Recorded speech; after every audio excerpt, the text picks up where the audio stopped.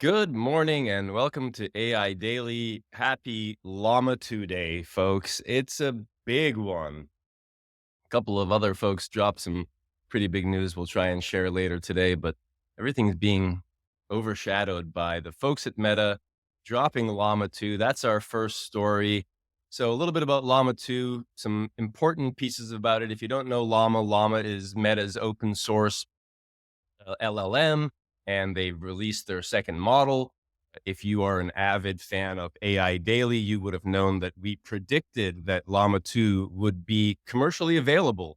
And it just kind of makes sense. Meta doesn't make their money from large language models, they make their money from serving ads to folks. So it's not surprising that they want to, mess a little bit with competitors who may be thinking that they're going to make their money from LLM. So Llama 2 is Meta's big new addition to the world of Llama. And Connor, tell us a little bit more about it.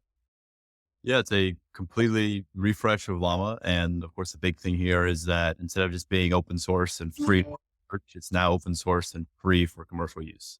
So anyone can go access and download and get access to it. You have to fill out a form first, but they've been filling them out pretty quickly. A lot of other people on Twitter have access to it. I have access to it now.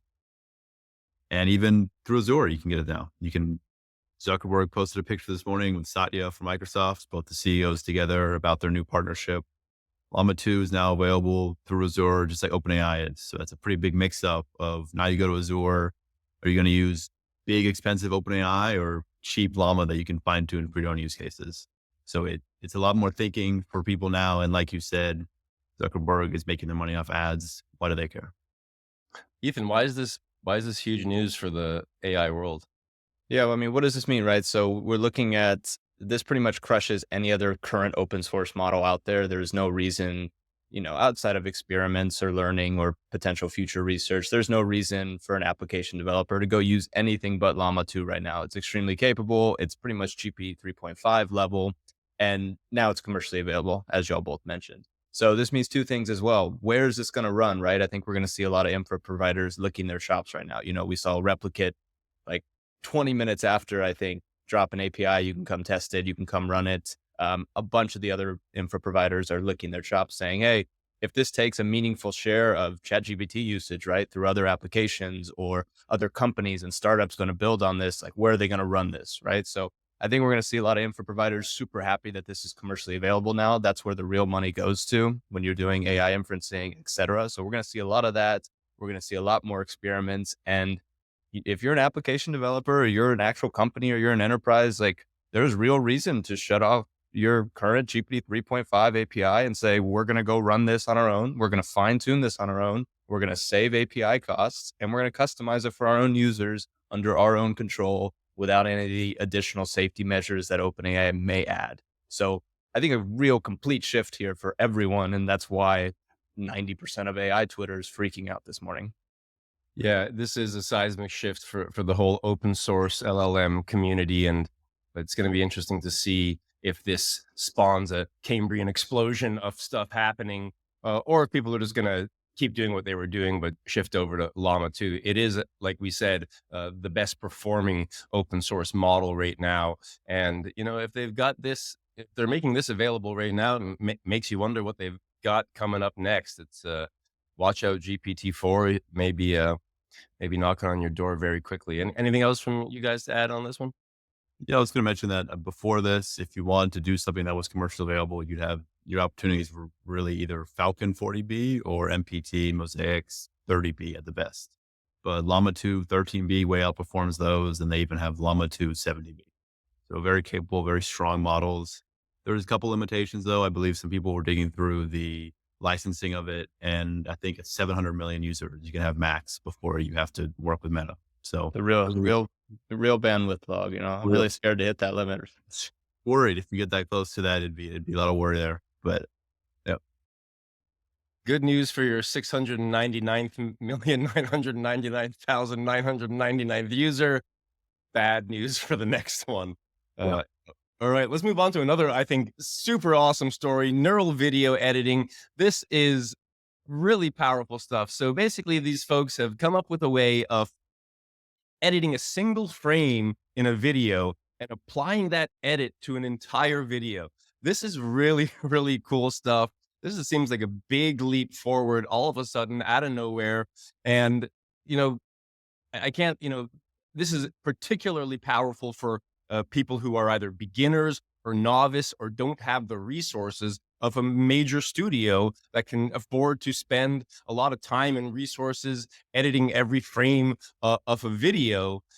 Imagine a car is driving down a road and you take a little, pen tool and you draw a little line on the road in one single frame. Now the entire video of the car driving down the road understands that there's a line on the road. The car will drive over the line as opposed to the line being on top of the car. You can lay over a texture on the car. So, you could put the picture of a dog's face on one frame of the car. It'll apply that to the whole car driving around. I was pretty blown away by this. Ethan, what did you think? Yeah, so we've had optical flow for a while, right? And optical flow was a way to do similar type work and like predict the next frames for an object moving in a video, right? But it was not too effective.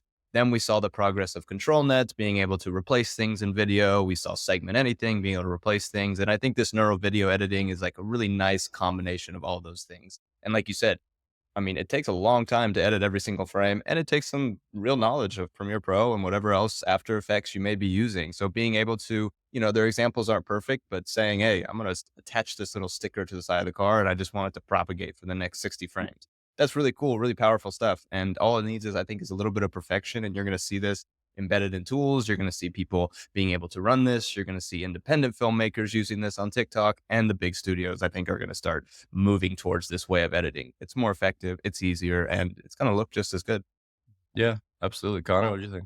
Yeah, this is building on layered neural editing, which is like the previous iteration of this, but that was not fast enough to do this interactively, to do this real time in any way, shape, or form. So this paper, interactive neural video editing, it's from Adobe. It's from the University of British Columbia. So that collaboration, I'm pretty sure we're going to see this in Premiere, other Adobe products very soon. Yeah, making it interactive makes it a lot more practically useful for a creative who's trying to actually do something with the video. It takes it from a research world and it actually puts it into the hands of creatives. Powerful stuff. Let's move on to our third story here.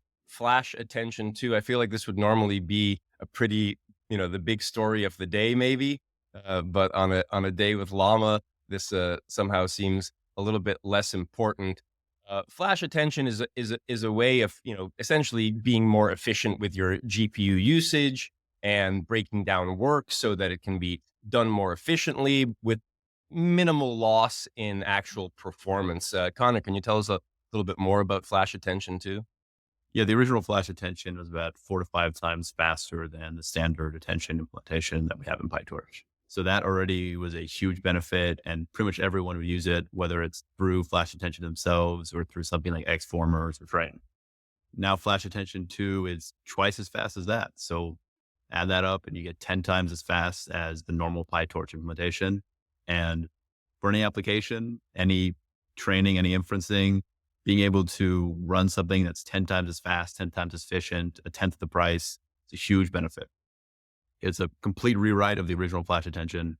And it really shows that if you just focus and these researchers focus, they can completely rebuild something that's twice as fast that we wouldn't have expected in the past. So I'm excited for future work with H100s, with FP8, and what else we can do.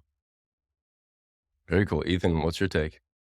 Yeah, I mean, if you look at GPUs right now, we're still operating at, you're only using 60, maybe at the top line, 60% of the flops for a GPU. Like, we're not at full efficiency gains at all, even with an A100. And like Connor mentioned, they haven't even really begun working on FP8 and the H100 and some of these new actual hardware developments we're getting out, right? So what does this mean like long term? I think this is what enables these like longer context windows for video models. This is what enables some of the longer context windows for language models. A lot of these problems people are like running into are engineering solutions for things like Flash Attention running on the current hardware we have. I think new hardware, of course, is going to accelerate things, but have new Flash Attention too, and we don't even have it really at its full potential for H100. So the gap from where we are now to where we'll be in 9 months from now for a lot of these new operators being implemented is massive. So I'm really excited to see this one. Flash attention has been a critical piece to the reason we have the models we have today, on the GPUs we have today for a reasonable price. So this is really awesome. Yeah, you're going to get a lot more for what you have here and start getting closer to maxing out what your GPUs can potentially do. It's pretty powerful to see. All right, well, let's move on to the last segment of our show. What are we seeing? I wanted to give a little shout out to the folks at Mosaic. Unless, am I stealing one of your stories here? I was gonna give a shout out to the Oh, folks at Mosaic for dropping their latest model with the 8K context window. Pretty impressive. Again, maybe getting a little overshadowed by the folks at Llama here, but still super impressive to see from the folks at Mosaic. They made that available today. It's open source as well. Sorry, I didn't click on your URL, Connor. I didn't realize you were going to share this story. no. I shouldn't have that. I had something Oh, else. you didn't have this one? Okay, great. Well, tell us what you had. Our Latent Space, another great AI podcast. If you haven't listened to it, they're amazing. They do some more like spread out content, like a week or two, but very in depth, very good content.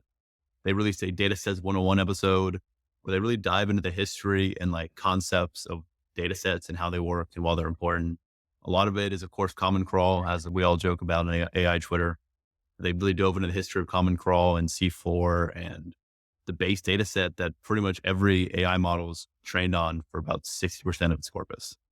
And then they have some other interesting stuff too about like the problems with like deduplication or the problems with like copyright in AI data sets. But amazing episode. I definitely recommend listening to it. We'll link it below.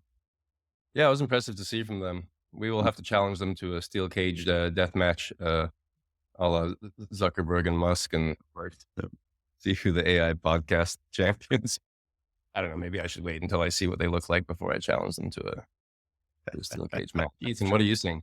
Yeah, shout out to LangChain. They dropped this thing called LangSmith, which is just a platform for debugging, testing, evaluating, monitoring. I don't think we're not the biggest users of LangChain ourselves, but I think I actually probably will be a user of LangSmith. There's a couple different tools out there to monitor stuff. And then you can just use log snag, right, and be spitting out logs all the time. But I think a nice interface and a nice way to just see the outputs of your LLM, do some debugging was still needed in the space. The rest were all kind of like half-baked open source projects. So congrats to them. I think it's cool. If you do, Yeah, it's do very funny. use Every couple LangChain, weeks, it implements with it very well. I was